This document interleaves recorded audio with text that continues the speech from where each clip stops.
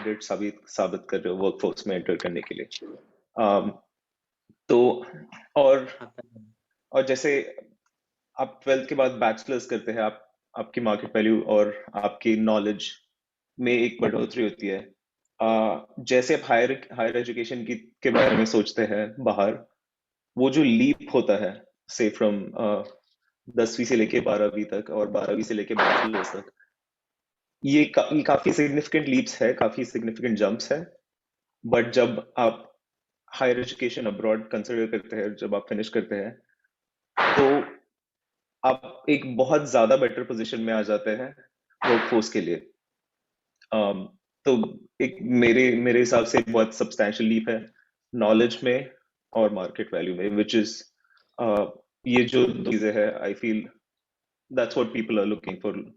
हम इसी के लिए आए हैं यहाँ पर कि एक तो हमारे नॉलेज में बढ़ोतरी हो और हम वर्कफोर्स में ज्यादा ऊंची पोजीशंस पर पहुंच पाए। Okay, well said, well said. संघर्ष, भारत में उच्च शिक्षा के क्या अवसर है? हम इसको स्ट्रीम वाइज भी आप इस पे बात कर सकते हो, या फिर ग्रेजुएशन के बाद, या फिर पोस्ट ग्रेजुएशन के बाद? सॉरी, ये कंसिडर करना बहुत जरूरी है कि इंडियन हायर एजुकेशन अपॉर्चुनिटीज अच्छी है, और अगर आप उनका फायदा उठाते हैं, अगर आप वो अवेल करते हैं, तब भी आप काफी प्रोग्रेस कर सकते हैं। तो जैसे मेरे आईआईटी कानपुर के जो प्रोफेसर्स थे, उन्होंने यूजुअली कम से कम 3-4 प्रोफेसर्स थे जिन्होंने जादवपुर यूनिवर्सिटी से बैचलर्स पीएचडी करा है, and now they are professors at IIT Kanpur.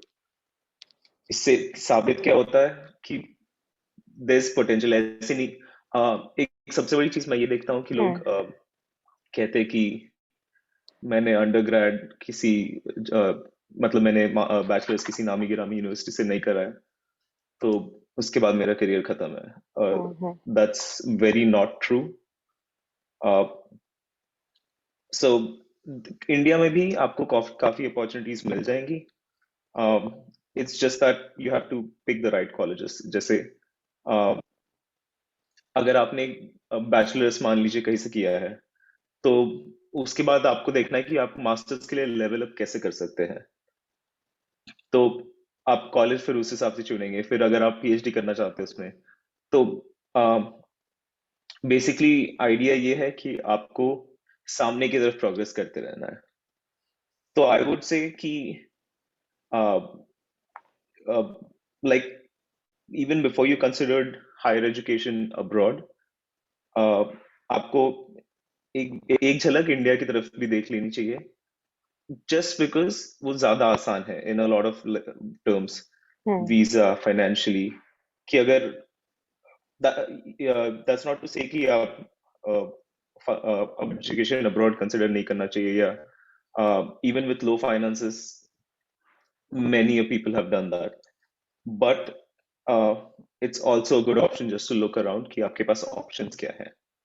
So that's a less friction wala route, less rewarding accordingly, but it's still a good option. संघर्ष, किसी भी कार्यक्रम के पहले जब ये आयोजन का प्रोसेस चल रहा होता है, सबसे बड़ा सवाल मेरे सामने होता है कि लैंग्वेज में कौन सी हम बात करेंगे। आज मेरे पास कुछ बच्चे थे जो केरल से थे और उनको हिंदी समझने में थोड़ी दिक्कत थी, और आज हमारे साथ बहुत सारे बच्चे जुड़े हैं जो ग्रामीण भारत से है, या फिर महाराष्ट्र से है, हम ये भी कह सकते हैं। तो ओवरऑल हिंदी समझते हैं, मगर संघर्ष, आप हिंदी में बात करने के लिए इतना इजीली यू आर टॉकिंग, सो ये भी बहुत अप्रिशिएट करने वाली बात है कि आप टच में नहीं है अभी रेगुलरली इस हिंदी के, but you are easily conveying your thoughts. So उसके साथ में आपको, जैसे आपने भारत में अपॉर्चुनिटीज के बारे में कहा, वैसे ही भारत के बाहर किस प्रकार की उच्च शिक्षा की अपॉर्चुनिटीज अवेलेबल है भारतीय स्टूडेंट्स के लिए? Okay, so हिंदी के लिए शुक्रिया। आई मीन एनीवे, तो प्रॉब्लम ये है कि मैं जब यहाँ पे रहता हूँ कॉलीग्स के साथ और सबके साथ इंग्लिश में ज्यादा बात होती है, तो इसलिए अगर मैं आगे पीछे रुक जाऊं तो दैट इज व्हाई। तो जब आप हायर एजुकेशन कंसिडर करते हैं बाहर, अम, आपके पास बहुत सारे ऑप्शंस होते हैं, बहुत सारा ब्रांचिंग आउट होता है। एक, आपको कौन से फील्ड में करना है। दूसरा, आपको कौन सी कंट्री में करना है। तीसरा, आपको कौन सी डिग्री करनी है, आपको मास्टर्स के लिए जाना है, पीएचडी के लिए जाना है। मास्टर्स, फिर अगर आप दोनों में से कुछ, पीएचडी या मास्टर्स दोनों में से जो भी चूज करते हैं, उसके बाद आपको स्पेसिफिक लाइक डिग्री, एक डिग्री कौन सी करनी है, उसके बाद स्पेशलाइजेशन कौन सा करना है। अ, तो ये सारे, बहुत सारी चॉइसेस होती है आपके पास। कुछ कुछ चॉइसेस आपके लिए बनी हुई होती है। जैसे मैंने कंप्यूटर साइंस में अंडरग्रेड किया था, बैचलर्स किया था, और मुझे पता था कि मुझे उसी फील्ड में प्रोग्रेस करना है। तो वो एक चॉइस मेरे लिए क्लियर थी कि मुझे कंप्यूटर साइंस में ही मास्टर्स करना है। लेकिन दैट्स नॉट नेसेसरी। ये जरूरी नहीं कि अगर आपने जिस फील्ड में मास्टर्स की, जिस फील्ड में बैचलर्स की, आपको उसी फील्ड में प्रोग्रेस करना जरूरी है। यूएस में आप बहुत सारे एग्जांपल्स देखेंगे कि जहां पर लोग किसी एक फील्ड में, जैसे मान लीजिए, इनफैक्ट मेरी एक कॉलीग है जो ईबे में बहुत अच्छी पोजीशन पर है। उन्होंने एस्ट्रोफिजिक्स में बैचलर्स किया था। उनका पीएचडी भी astrophysics combined with some computer field था। और उसके बाद now she is a software developer at a very good position. तो ये बात हो गई कि फील्ड स्विच करना आसान होता है when you move outside of India. उसके बाद जो मेन कंसर्न होता है लोगों का कि फाइनेंशियल सिचुएशन। तो काफी सारी स्कॉलरशिप्स होती है, काफी सारे स्कीम्स होते हैं, जिसका आप फायदा उठा सकते हैं। और ये स्कॉलरशिप्स अक्सर आपको एडमिशन मिलने के बाद मिलती है, लेकिन उसके पहले भी आपके काफी एक्सपेंडिचर्स होते हैं, जैसे एग्जाम मनी वगैरह। तो उसके लिए भी आपको सपोर्ट मिल सकता है। बट वो स्कॉलरशिप वाले इसमें हम आगे चलेंगे। जी। But to answer your question, there is a lot of, काफी चॉइसेस है जो आप कर सकते हैं। और जब आप बाहर जाना कंसिडर करते हैं, आपके लिए काफी अपॉर्चुनिटीज खुलती है जो आपको अदरवाइज अवेलेबल नहीं होती इंडिया में। तो that's the gist of to answer this question. Okay. Sangharsh, आज चलिए मैंने मान लिया या फिर मैंने डिसाइड कर लिया कि आज मुझे जाना है, पढ़ना है, अमेरिका कंसिडर करते हैं हम। तो क्या शुरुआत, मतलब कहाँ से शुरुआत करनी पड़ेगी? हम एक एग्जाम्पल लेते हैं अमेरिका का। तो शुरुआत कैसे करनी है? शुरुआत इन्हीं सारी जिन चॉइसेस की मैं बात कर रहा था वही से शुरुआत होगी। पहले आपको एक तो पहले आपको चलिए, हमने अमेरिका अगर सिलेक्ट कर लिया है, हाँ, वो उसके भी आप आगे ये बता सोचते। सकते हैं कि कंट्रीज कैसे सिलेक्ट करें, कॉलेज कैसे सिलेक्ट करें, उससे शुरुआत ओके, कर सकते हैं। गुड क्वेश्चन, क्योंकि कंट्री सिलेक्ट करना भी एक काफी इंपॉर्टेंट चॉइस है, स्कॉलरशिप के मायने से और कल्चर के मायने से। तो आपके पास मोस्टली 3-4 मेजर ऑप्शंस होते हैं। जब मैं मेजर कहता हूं, मेरा मतलब है कि जो ज्यादातर स्टूडेंट्स अपनाते हैं, और अनकॉमन ऑप्शंस भी होंगे, बट ज्यादातर लोग चाहते हैं यूएस, यूरोप। यूरोप में इसलिए कह रहा हूँ क्योंकि उस जनरल एरिया में लाइक काफी सारी यूनिवर्सिटीज, इसलिए मैं सीधा उस वेस्टर्न यूरोप की बात कर रहा हूँ। ऑस्ट्रेलिया, कनाडा भी एक काफी हॉटस्पॉट है। तो ऐसे कुछ 4-5 बड़े ऑप्शंस हैं। और उन ऑप्शंस पे आप डिसाइड ऐसे कर सकते हैं कि यूरोप में अक्सर, एक तो कुछ कुछ मेरे फ्रेंड्स हैं जिनका tuition paid for, tuition free है बेसिकली, ट्यूशन फीस उनको नहीं देनी पड़ती है यूरोप ओके। में। तो काफी सारे इंस्टीट्यूट्स ऐसे मिले आपको। इन जनरल आप अगर यूरोप में इंस्टीट्यूट्स ढूंढेंगे तो आपको आपका खर्चा कम होगा इन जनरल अक्रॉस द बोर्ड। आपकी ट्यूशन फीस होगी, आपका रहना खाना हो गया, अ, तो आपको कम कम स्पेंड करना पड़ेगा यूरोप में। यूएस लोग इसलिए आते हैं क्योंकि अ, खासकर अगर आप टेक में हैं, क्योंकि सिलिकॉन वैली यहाँ पर है। तो अगर आप टेक इंडस्ट्री है तो बहुत अच्छी अपॉर्चुनिटी मिलती है आपको मास्टर्स और पीएचडी के आगे क्या करना उसके लिए। तो आपकी चॉइसेस इन सब पे डिपेंड करेगी कि सबसे पहले तो आप फील्ड चूज करेंगे कि मुझे मुझे किस मास्टर्स या पीएचडी या बैचलर्स भी अगर कोई है तो हम्म। किस में करना है। तो एक बार जब जब आपने वो फील्ड चूज कर लिया, फील्ड और डिग्री, मास्टर्स करना है पीएचडी करना है, क्योंकि पीएचडी एक बड़ा कमिटमेंट है। लेकिन पीएचडी में स्कॉलरशिप्स भी थोड़ी ज्यादा आसानी से मिलती है। ओके। क्योंकि आपको रिसर्च असिस्टेंट पोजीशन मिलती है, आपको टीचिंग असिस्टेंट पोजीशन मिलती है।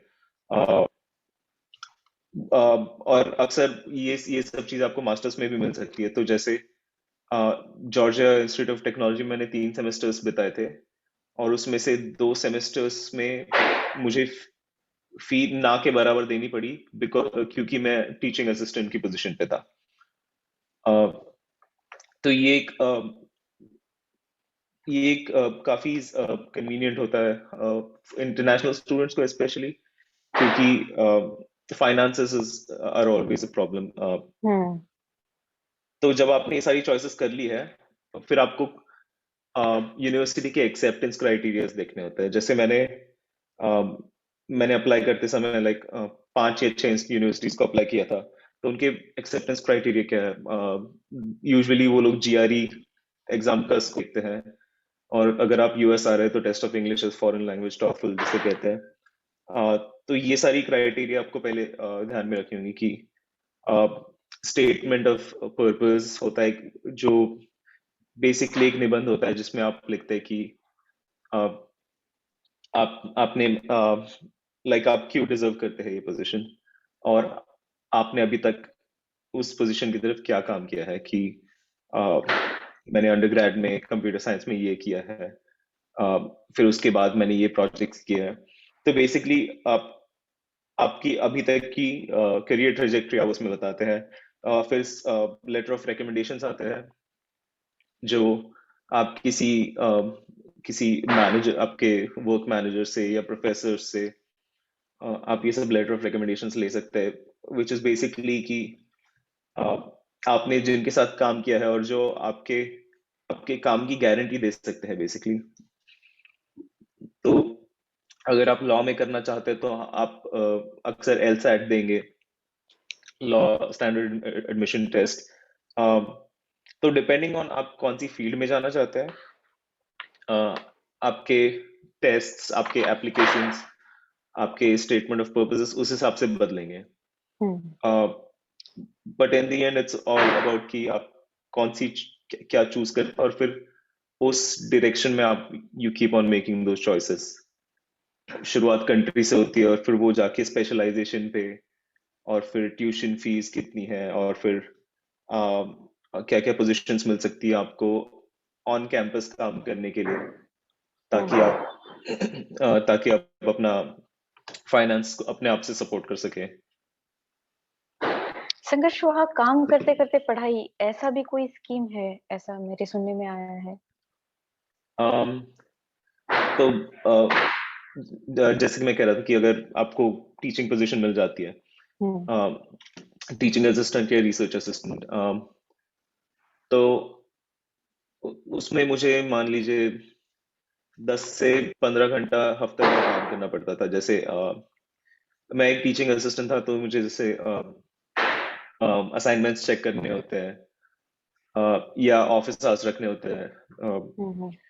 तो ये मान लीजिए एक पार्ट टाइम जॉब जैसा ही था, कि आपको इतना टाइम देना है, और उसके ऊपर वो आप लाइक फिर इंस्टीट्यूट आपको पैसे भी देगी और आपका ट्यूशन फीस भी वेव होता है। इसके अलावा आप किसी किसी ऑन कैंपस, और जिस कंट्री पे आप है उस पे भी डिपेंड करता है कि जैसे यूएस में काफी सारे रिस्ट्रिक्शंस होते हैं, आप कहाँ कहाँ काम कर सकते हैं।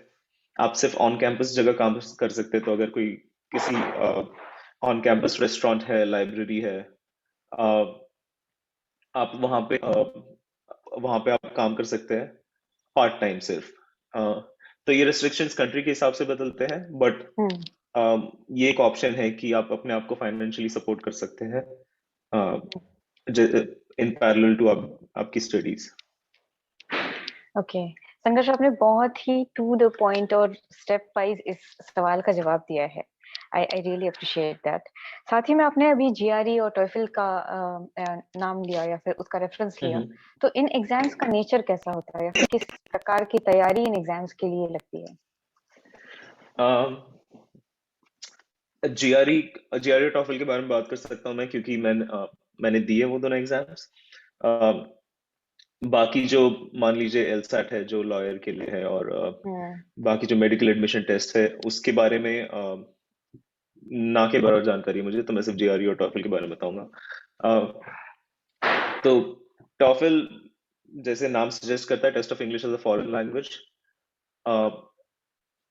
It is a test of English basically. तो उसमें आप यूजुअली प्रेपरेशन आपकी ऐसी होती है कि आप वोकेबलरी वर्ड्स, रिसोर्स के मामले में बात करें, जैसे जीआरई और टॉफल के लिए एक मगूश करके, मगूश नाम से एक ऐप है, मैं यहाँ लिख देता हूँ। तो उसमें आपको जो भी एक्सपेक्टेड वर्ड्स है जीआरई वोकेबलरी में या टॉफल वोकेबलरी में, वो सारे आपके काम आएंगे। उसके लिए इंग्लिश में ग्रिप अच्छा होना थोड़ा जरूरी है, क्योंकि इनफैक्ट टॉफल से ज्यादा जीआरई का जो इंग्लिश जो लैंग्वेज पार्ट है वो ज्यादा मुश्किल होता है। तो इसीलिए और जैसे ये जनरल लाइफ एडवाइस बता रहा हूँ, किसी भी डायरेक्शन में जाना है आपको, तो उस डायरेक्शन में छोटे छोटे स्टेप भी लेंगे अगर आप, तो आप प्रोग्रेस कर रहे हैं, आप प्रगति कर रहे हैं। जैसे अगर आप अभी फॉरेन एजुकेशन कंसिडर कर रहे हैं, मान लीजिए आप यूएस में कंसिडर कर रहे हैं, या मान लीजिए आप जर्मनी में कंसिडर कर रहे हैं, तो जर्मनी में अगर आप जाते हैं तो आपको जर्मन लैंग्वेज का एक लेवल तक का जानकारी होनी चाहिए। तो अगर आप मान लीजिए यूएस जाने का या किसी इंग्लिश स्पीकिंग कंट्री में जाने की अपॉर्चुनिटी देख रहे हैं, आपको उस हिसाब से रोज अगर आप थोड़ा थोड़ा इंग्लिश न्यूज़पेपर पढ़ ले, या अगर आपको नॉवेल्स में इंटरेस्ट है तो आप नॉवेल्स पढ़ें।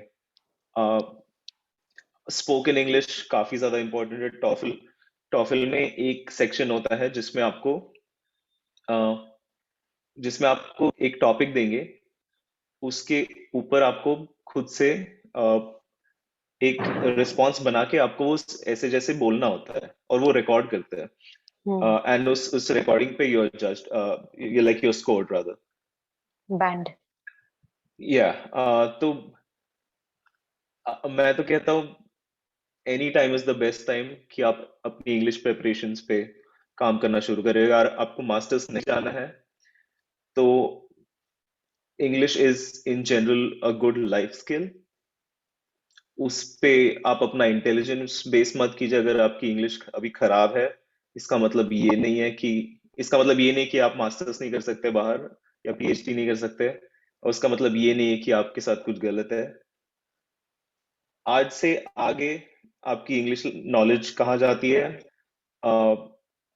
उस पे ध्यान दीजिए, बजाय कि अब तक आपने इंग्लिश में कैसा किया है। और मैं सिर्फ इंग्लिश के बारे में इसलिए स्पेसिफिकली बात कर रहा हूँ क्योंकि जीआरई में मैथ सेक्शन होता है। जीआरई में दो सेक्शंस होते हैं, एक लैंग्वेज और एक क्वांट, जिसे मैथ क्वांट या मैथ सेक्शन, और वो काफी स्टूडेंट्स के लिए काफी आसान होता है। उसमें आपको बस स्पीड पे काम करना होता है, क्योंकि उसके सवाल काफी ज्यादा आसान होते हैं। तो ये, हाँ, तो ये हुई बात जीआरई और टॉफल की। सारा फोकस आपका यूजुअली इंग्लिश के अराउंड रहेगा। अब आप बताओ, उसके लिए आपको अरुंधति रॉय बनने की जरूरत नहीं है। जस्ट इतना ध्यान दीजिए कि आप रोज थोड़ी थोड़ी प्रैक्टिस कर रहे हैं उस दिशा में, अ, और आप अच्छा स्कोर कर पाएंगे। जैसे अभी आपने इंग्लिश का इम्पोर्टेंस बताया या फिर धीरे धीरे सीखे उसको, आपने बहुत हम्म, बहुत अच्छा, बहुत ही ऑप्टिमिस्टिक तरीका बताया है इस इंग्लिश की कठिनाई की तरफ देखने का। साथ ही साथ संघर्ष किस तरह के और स्किल्स आने चाहिए या फिर इन जनरल इस युवा वर्ग में सीखने चाहिए? ल- बोलिए बोलिए। जी, हायर एजुकेशन छोड़ दीजिए, पर लाइफ में या फिर टू बिकम प्रतिभाशाली, किस तरह की हम्म, स्किल्स इस टेक्नोलॉजी के जमाने या फिर इस न्यू एज में आने चाहिए? अ, इस चीज को फेंकना आना चाहिए।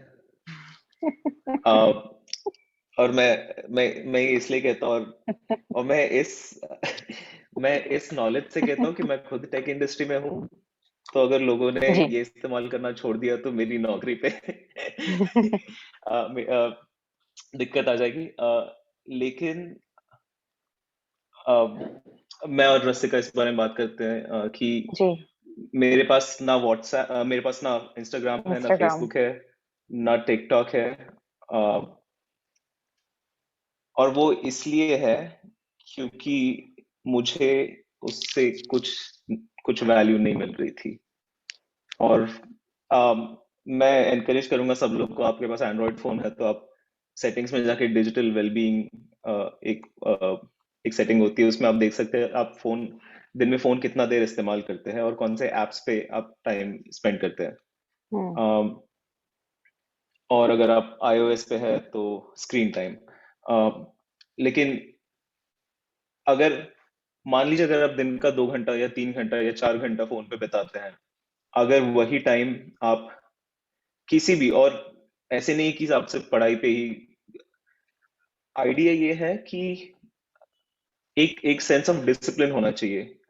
फिर वो किसी भी डायरेक्शन में, अगर मैं दिन का 4 घंटा गिटार भी बजा लेता हूँ तो दैट्स गुड फॉर मी। वो मेरे लिए टाइम वेस्ट नहीं होगा, बजाय कि अगर मैं इंस्टाग्राम स्क्रॉल करता रहूँ दिन का 4 घंटा। अम, तो ये इनफैक्ट मैं हाल ही में एक किताब पढ़ रहा था, एटॉमिक हैबिट्स किताब का नाम है, जेम्स क्लियर की। जी। अम, उसमें यही बताया गया है कि कैसे आप आदतें जो है अपनी, सीधी बात है, अगर अगर आपने ठान लिया कि सवेरे मुझे 6 बजे 6:30 बजे उठना है, तो आपके पास दिन का उतना टाइम बचता है कि मुझे आगे क्या करना है दिन में। अ, और मैं आपकी जानकारी के लिए बता दूं, ये सब चीजें मैंने अभी जाके सीखी है, ये मैं बचपन से नहीं करता आ रहा हूँ। अ, तो द एंटायर पॉइंट इज कि जो छोटी छोटी आदतें हैं जिसको हम अक्सर अ, अनदेखा कर देते हैं, ये छोटी छोटी आदतें काफी काम आएगी। अगर आप सवेरे उठ के चाय पीने के शौकीन हैं, तो इंस्टाग्राम, फोन हाथ में इंस्टाग्राम देखने से अच्छा आप न्यूज पॉडकास्ट या कुछ इंग्लिश पॉडकास्ट सुन सकते हैं।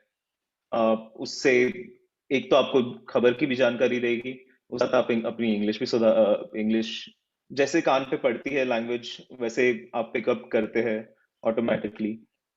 बहुत छोटी छोटी आदतें हैं, जिससे जिससे आप जनरल क्वालिटी ऑफ लाइफ अपनी इंप्रूव कर सकते हैं। फिर उसके लिए आपको, ये सिर्फ मास्टर्स के लिए नहीं है या ये सिर्फ किसी एक ध्येय की तरफ, आपकी इंटरपर्सनल स्किल्स कैसी है, अ, आप स्ट्रेस कैसे हैंडल कर रहे हो, आप, मैं इन सारी ऐसे 100 हम्म। टॉपिक्स के बारे में बात कर सकते हैं, बट बेसिक आइडिया इसकी छोटी छोटी आदतें अगर आप छोटे छोटे स्टेप्स में सुधारोगे, अम, और सुधारने का एक बहुत जनरल मतलब है, इसका मतलब ये नहीं कि आपको 6 बजे उठना है, आप 9 बजे उठ के भी आप प्रोडक्टिव डे रख सकते हो।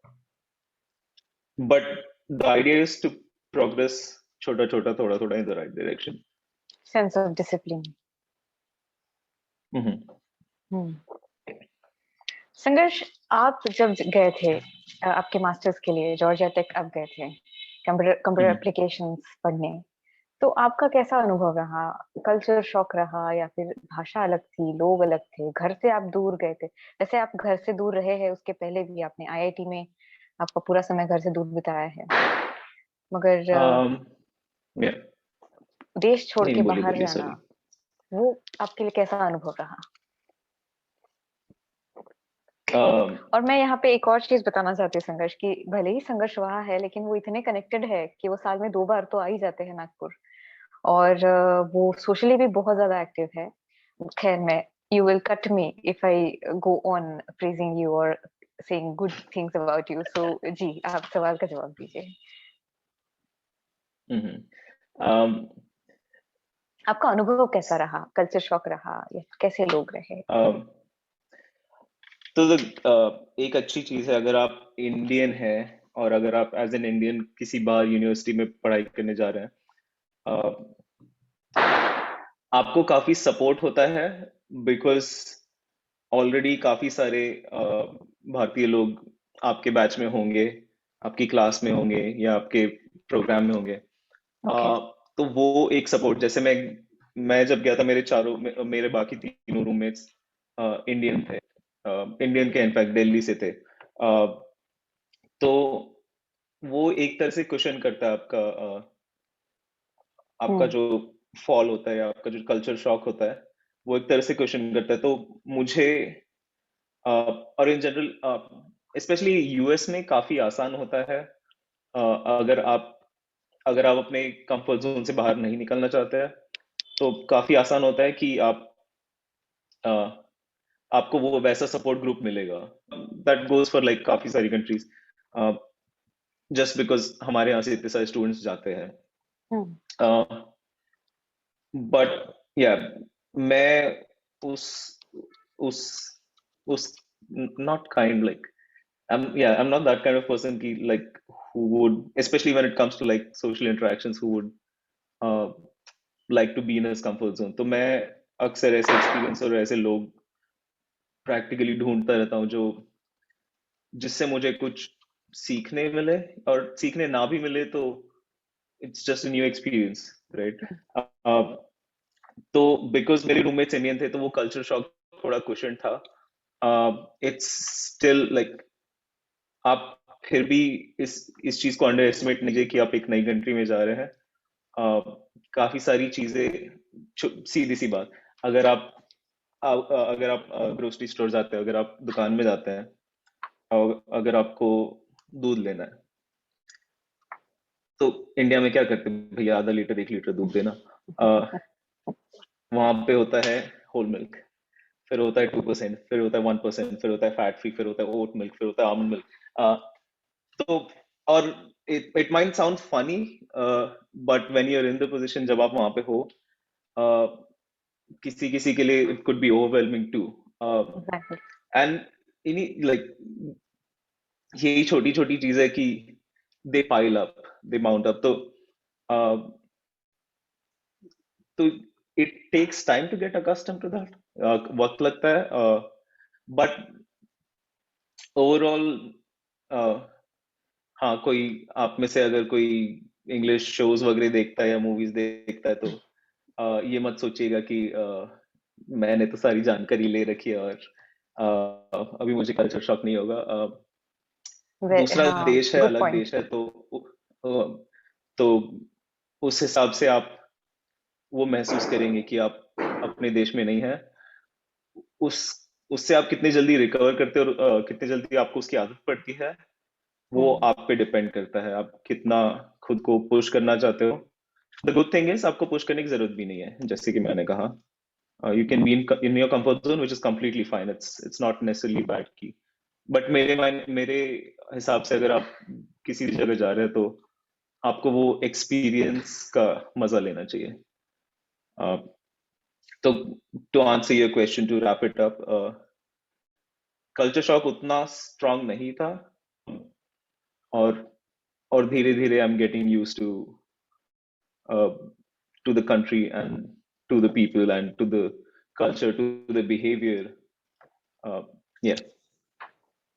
क्या आपको घर की याद आती है संघर्ष, ये बड़ा ही क्लीशे सवाल है मगर तो इंटरेस्टिंगली लाइक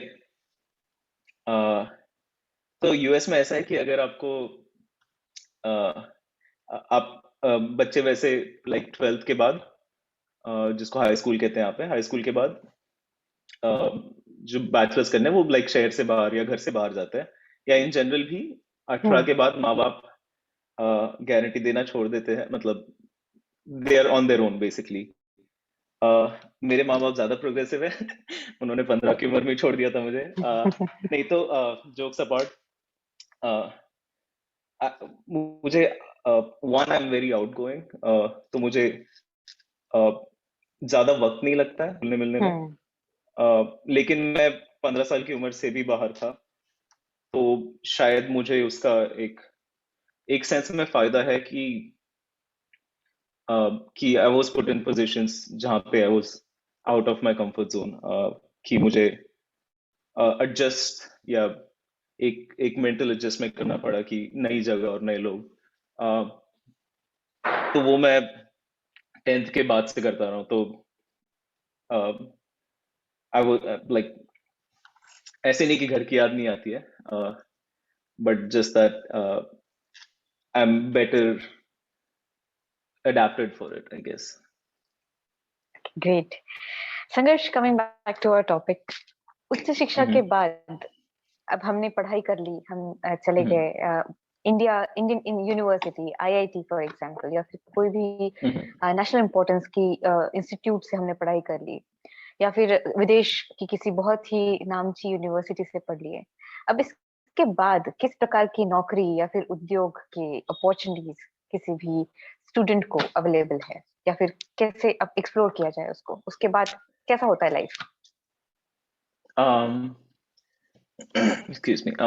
So ये मोस्ट डिपेंड करता है कि आपने कौन सी फील्ड में, जो मैं चॉइसेस की बात कर रहा था, आपने कौन सी चॉइसेस चूज की है। तो मान लीजिए जैसे काफी कॉमन नॉलेज है कि टेक और इंजीनियरिंग में काफी ज्यादा अपॉर्चुनिटीज मिलती है, just because of the share numbers, just because काफी सारे लोग अप्लाई करते हैं और काफी सारी जॉब्स अवेलेबल है। एक्चुअल नंबर्स लाइक फ्लक्चुएट कर सकते हैं, जैसे अगर आप मान लीजिए आपने एंथ्रोपोलॉजी में करा है, तो आपको अपॉर्चुनिटीज उस हिसाब से कम मिलेगी, बट इसका मतलब ये नहीं कि आपको नौकरी नहीं मिलेगी। और जैसे आप मास्टर्स या पीएचडी करते हैं, आपको वो ऐसा एक एनवायरनमेंट मिलता है, क्योंकि आपके आसपास सभी जॉब के लिए मेहनत कर रहे हैं, सभी इंटरव्यूज दे रहे हैं, तो आपको वो एक एनवायरनमेंट मिलता है आपको। So it's easier to remain engaged, आप ज्यादा आसान होता है आपके लिए एब्जॉर्ब हो उस जाना। लूप में रहना, या जी। तो वो सब जान, जैसे अब अगेन जैसे मैंने कहा कि फील्ड पे डिपेंड करता है, जैसे कौन सी स्किल्स चाहिए आपको इंटरव्यूज के लिए, या कौन सी कंपनीज अप्लाई, और जब आप बाहर होते हैं मेन चीज सबसे बड़ी दिक्कत वीजा की होती है, specially in the US. Europe वगैरह में थोड़ा ज्यादा आसान होता है, यूरोप, कनाडा, ऑस्ट्रेलिया, बाकी सारी जगह यूजुअली आसान होता है। तो कौन सी लाइक कुछ कंपनीज फॉरेन स्टूडेंट्स हायर ही नहीं करती है, क्योंकि वो लाइक इंटरनेशनल वीजा स्पॉन्सर नहीं करते वो लोग, वर्क वीजा। तो काफी सारे कंसिडरेशंस होते हैं, but all said and done उसके बाद भी आपके पास काफी काफी सारे ऑप्शंस होते हैं चूज करने के लिए। अगर आपको किसी स्टार्टअप में काम करना है और आपको स्टार्टअप कल्चर से ज्यादा लगाव है, या अगर आपको मान लीजिए किसी एस्टैब्लिश या आपकी कोई ड्रीम कंपनी है, तो उस हिसाब से आपको resources, just because of the environment, आपको रिसोर्सेस और आपको हेल्प ज्यादा से मिल जाती है। Okay. Does Coming that back to answer your the question? yes, definitely it does. संघर्ष, आप पहले बात कर रहे थे, शुरुआत में आपने रेफरेंस दिया इस बात का, काफी स्कीम्स और स्कॉलरशिप्स जो गवर्नमेंट ऑफ इंडिया या फिर बाहर के किसी इंस्टीट्यूट्स के, इसके किस तरह के प्रोग्राम्स होते हैं? तो ये एक अच्छी बात है कि ढूंढने से भगवान भी मिल जाते वगैरह वगैरह। भगवान का पता नहीं, स्कॉलरशिप शायद थोड़ी ज्यादा आसानी से मिल जाए। तो मान लीजिए अगर आप, एक तो ये चीज है कि आप कौन सी फील्ड में कर रहे हैं, फिर से जी। यही सारे सवाल बार बार आपकी चॉइसेस इम्पैक्ट करेंगे। इसलिए मैं कहता हूँ कि when you start making choices, जब आप शुरुआत करते हैं तो आप अपने आप के लिए एक ट्रेजेक्ट्री बना रहे हैं आगे जाके। तो जो चॉइस आपने 2 साल पहले पिक करी थी, हम्म। उसके इम्पैक्ट, उसका रेप्लिकेशन आप 2 साल बाद देख रहे होंगे। तो मान लीजिए जैसे कुछ कुछ स्कीम्स होती है जो स्टेट डिपेंडेंट होती है। आप आपके स्टेट के रहिवासी है आप, या कुछ कुछ नेशनल स्कीम्स होती है। तो कुछ एक दो नाम मैं बता देता हूँ। नेशनल ओवरसीज स्कॉलरशिप है। सो अच्छा, ये सारी स्कॉलरशिप्स मैं बता रहा हूँ वो इंडिया की है। इसका मतलब ये नहीं है कि बाहर की स्कॉलरशिप्स अवेलेबल नहीं है। लेकिन उसमें मेहनत ज्यादा होगी, उसमें कंपटीशन ज्यादा होगी। हम्म। इसका मतलब ये नहीं कि स्कॉलरशिप नहीं मिलेगी, इसका मतलब ये है कि आपको ज्यादा मेहनत ज्यादा करनी पड़ेगी। सब इंडिया इंडिया की बात कर ले तो महाराष्ट्र स्टेट खुद एक स्कॉलरशिप प्रोवाइड करती है। सोशल समाज कल्याण विभाग या सोशल वेलफेयर ऑफिस जिसे कहते हैं, उनका अपना एक स्कॉलरशिप है। India as a country offers national overseas scholarships. बाहर आप देखें फुल ब्राइट स्कॉलरशिप का ऑप्शन होता है आपके पास। इरास्मस फंडस एक स्कॉलरशिप है। और ये जितने इसके बात कर रहा हूँ मैं, ये अक्सर फुल्ली फंडेड स्कॉलरशिप्स होती है। तो uh, ये आपके पूरे, once you get an admission, ये आपके पूरे फाइनेंसेस का ख्याल रखते हैं। तो डिपेंड इस पे करता है कि आप, जैसे मैंने कहा, आप कहाँ से है, या आप कौन से पोजीशन में है या कौन सी फील्ड में है। इन सब चीजों पे आपकी एलिजिबिलिटी डिपेंड करेगी। But apart from that, the good thing is कि बहुत सारी स्कीम स्कॉलरशिप्स अवेलेबल है। आपको बस ढूंढने की जरूरत है। और अगर अगर बहुत ज्यादा कंपटीशन है और आप वो स्कॉलरशिप नहीं अवेल कर पाए, या अ, किसी भी कारणवश आपका सिलेक्शन नहीं हुआ, तो जैसे मैंने कहा, part time job, teaching assistantship, hmm. Collateral free student loans. तो कुछ कुछ लोन ऑफर्स ऐसे होते हैं कि आपको उसके लिए कोलैटरल होना या कुछ गिरवी रखना जरूरी नहीं है। और ये खासकर स्टूडेंट्स, और खासकर उसमें भी फॉरेन फॉरेन एजुकेशन के लिए ये हम्म। सारे लोन्स होते हैं। तो जिस भी कारणवश अगर आपको कोई स्कॉलरशिप नहीं मिलती, इसका मतलब ये नहीं कि आप आपके फॉरेन एजुकेशन के सपने वही रुक जाते हैं। आप और एक अच्छी चीज है जब आप इंडिया से बाहर जाते हैं और जब आप इंडियन रुपीस में लोन चुकाते हैं बाहर की करेंसी में कमा के, द कन्वर्जन हेल्प्स, क्योंकि फिर अक्सर आसान हो जाता है रुपीस में रिटर्न करना। तो अगर आपकी एक हाफ डिसेंट जॉब भी लाती है तो आपके लिए काफी आसान होगा just to take out monthly आपकी सैलरी से, and just to pay back that loan. तो ये सारे ऑप्शंस है। आई टोटली अंडरस्टैंड कि फाइनेंसेस काफी बड़ा, लाइक हम्म। सबसे बड़ा कंसर्न होता है। लेकिन उसके अराउंड वेज है, उसके अराउंड तौर तरीके, बस स्पेसिफिकली ढूंढने की जरूरत है कि आप जहाँ पे हैं, आप जिस पोजीशन में हैं, आप जिस डायरेक्शन में जा रहे हैं, आप उसमें आप आपके कन्वीनियंस के हिसाब से क्या सही रहेगा आपके लिए। तो ये सब रिसर्च करनी आपको बहुत जरूरी है। अ, अ, काफी सारे ऑप्शंस मिल जाएंगे आपको बेसिकली। संघर्ष, आई थिंक हमारे जितने भी व्यूवर्स हैं बहुत फॉर्चुनेट है कि आप बहुत ही ऑर्गेनाइज्ड तरीके से हर सवाल का जवाब दे रहे हैं, और काफी जैसा है वैसा आप बता रहे हैं, तर हे चित्र जास्त रंगवून सांगणारे पण काही लोक असतात. जसं कन्सल्टन्सी फर्म्स असतात ज्यांना एन्करेज करायचं लोक किंवा मुलांना दे स्पॉन्सर एंड ऑल. सो आप बहुत ही सटीक आप मार्गदर्शन कर रहे हैं. I am very very thankful thank to you you. For that. क्योंकि before you go forward, sorry, अगर आपने किसी कंसल्टेंसी फर्म के बारे में सुना है जो आपको प्रॉमिस कर रही है फॉरेन एजुकेशन या यूएस, प्लीज आपको खुद से मेहनत करनी पड़ेगी, ज्यादा टाइम लगेगा, ज्यादा मेहनत लगेगी, बट किसी भी कंसल्टेंसी फर्म के पास मत जाइए. uh, उनका उनका एक एम होता है आपसे पैसे ऐंठना और आपको किसी भी यूनिवर्सिटी में लगा देना. तो मोर ऑफन दैट नॉट अक्सर आपको किसी भी रैंडम यूनिवर्सिटी में डाल देंगे जिसके प्रोस्पेक्ट्स, जिसका स्कोप ज्यादा अच्छा नहीं होता है. ओके.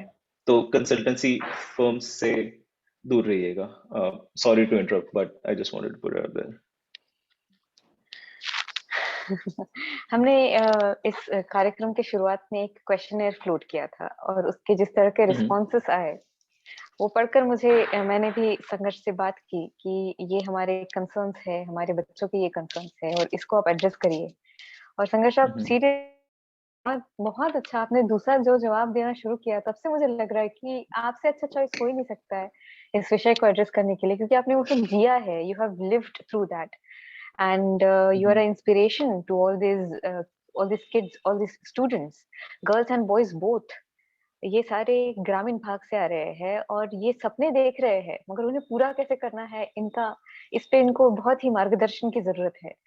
सो एक आप फाइनल क्या बोलना चाहेंगे इन सारे बच्चों को जो गांव से है, ये लड़कियां है जो बहुत सपने देख रही है, सब वो उन सपनों को पूरा करना चाहते हैं, तो इस उच्च शिक्षा के इस पूरी अपॉर्चुनिटी या फिर इस पूरे सिनेरियो पे आपका क्या टेक है? जैसे कि आपने कहा, मैं चीजें एक रोजी पिक्चर में नहीं प्रेजेंट करता हूँ अक्सर.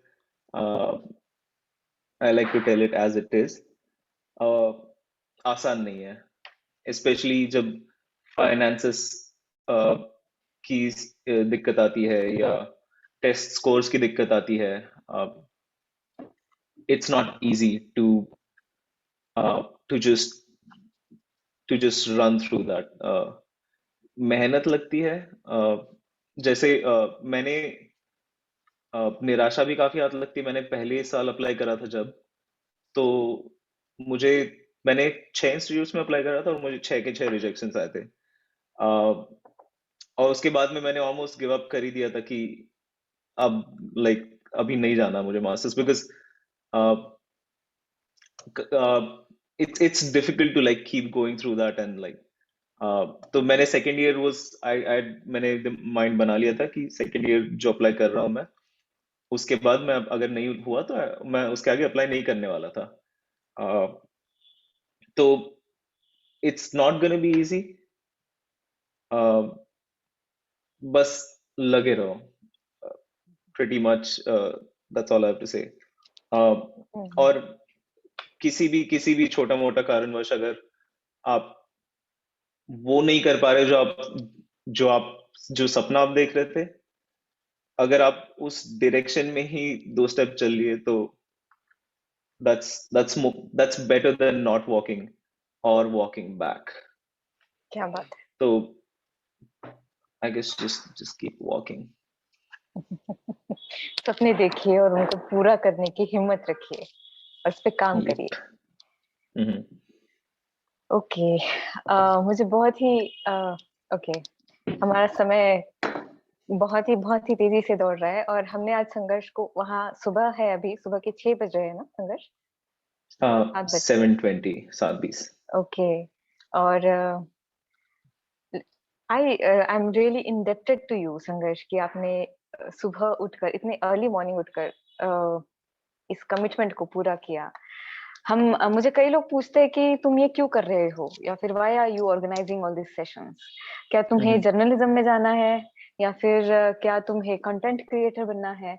तो मैं मेरे व्यूअर्स को, मेरे इस ऑडियंस को बताना चाहती हूँ कि हम जेन्युइनली एक प्लेटफॉर्म देना चाहते हैं जहाँ पे जिनको गाइडेंस नहीं है उन्हें गाइडेंस मिले, और संघर्ष जैसे उस सफर को जिए हुए लोग, यूथ, हम उनके सामने लाकर खड़ा करें। और मुझे लगता है मेरा पर्पस फुलफिल हो रहा है क्योंकि आपके जैसे लोग हमारे साथ जुड़ते जा रहे हैं। Thank you so much. We come to the end of the session Sangharsh, and इसी के साथ मैं बहुत बहुत ज्यादा ग्रेटफुल हूँ कि आपने समय निकाला, आपने बहुत अच्छे आंसर्स दिए। मुझे बहुत खुशी है कि आपने मेरा इनविटेशन एक्सेप्ट किया। साथ ही साथ आनंद निकेतन कॉलेज के सपोर्ट के बिना ये मुमकिन नहीं था। पूरी प्रोफेसर्स की टीम लगी हुई है इस प्रोग्राम को सक्सेसफुल बनाने के लिए। तो मैं मेरी तरफ से बहुत बहुत थैंक यू बोलना चाहती हूँ सबको। संघर्ष, आपको बहुत बहुत थैंक्स, और आपका आगे का दिन बहुत बहुत अच्छा बीते। ये रहा मेरी तरफ से। शुक्रिया। अब एक फॉर्मल वोट ऑफ थैंक्स के लिए मैं तिलक ढोबरे सर को बुलाना चाहती हूँ। Tilak sir. Yes yes Rasika, I am here. जी, अच्छा, इसके पहले हम कुछ सवाल ले सकते हैं अगर बच्चों के कुछ सवाल हो। हो नक्कीच नक्कीच, आपण काही प्रश्न घेऊया. जी, कमेंट सेक्शन मध्ये 1-2 प्रश्न दिसलेत मला. Okay,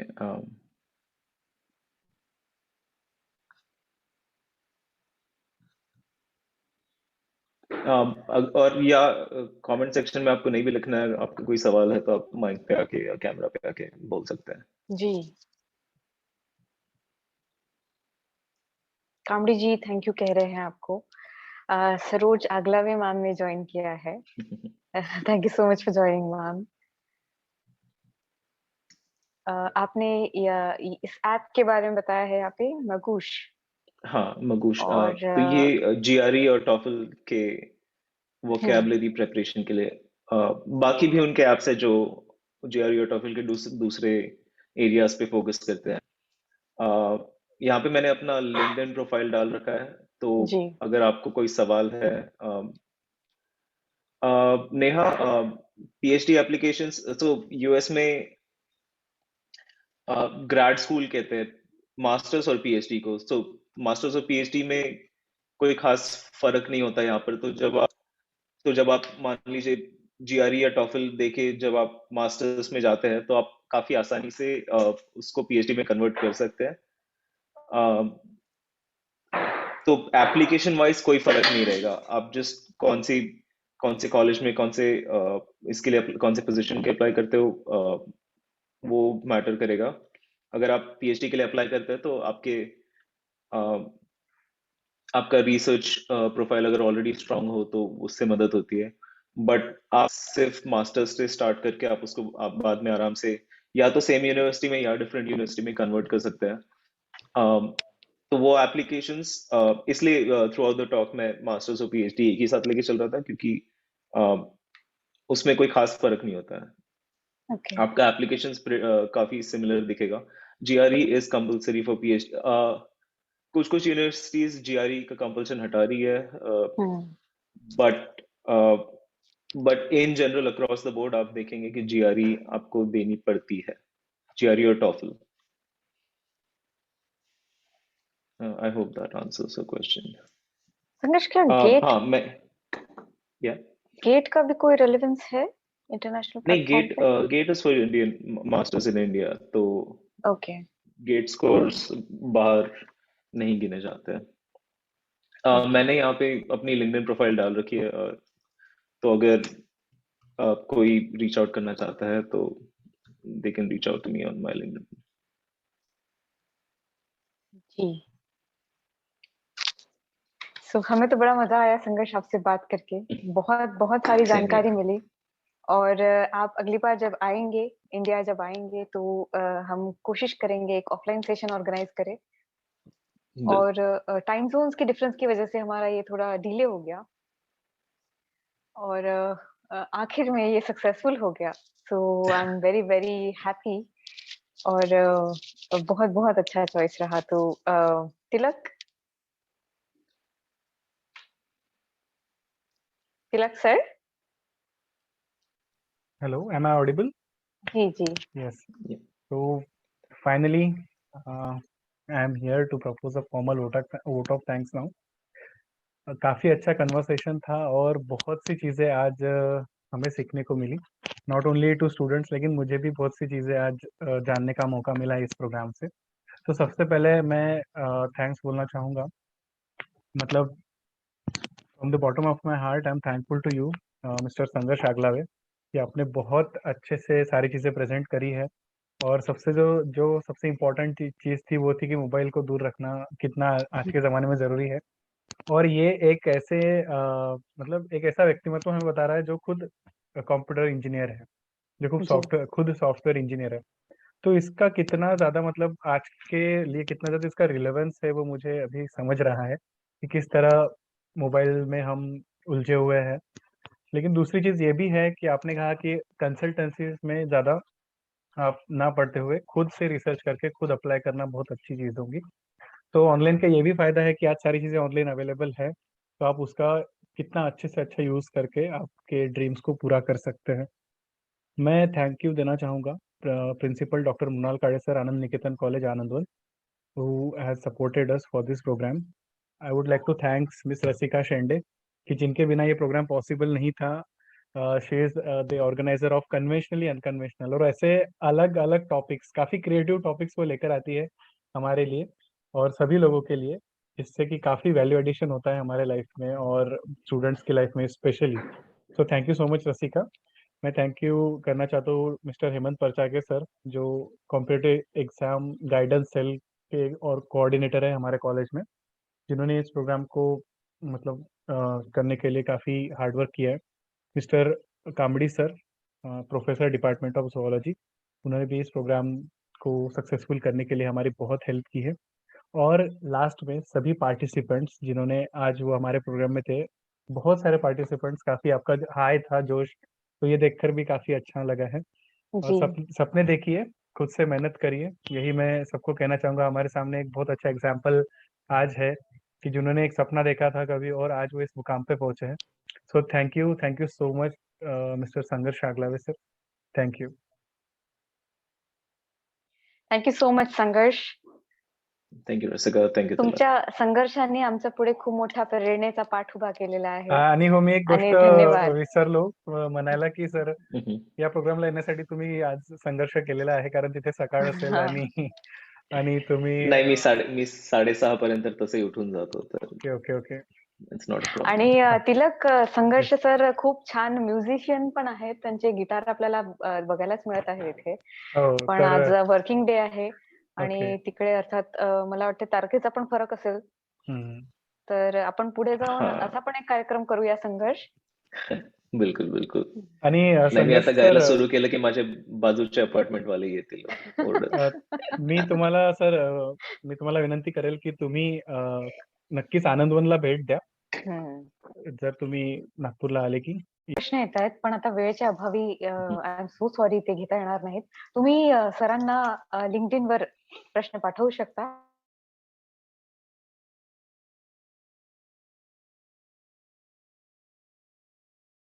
So it will be a little difficult to contact him there, but LinkedIn is there.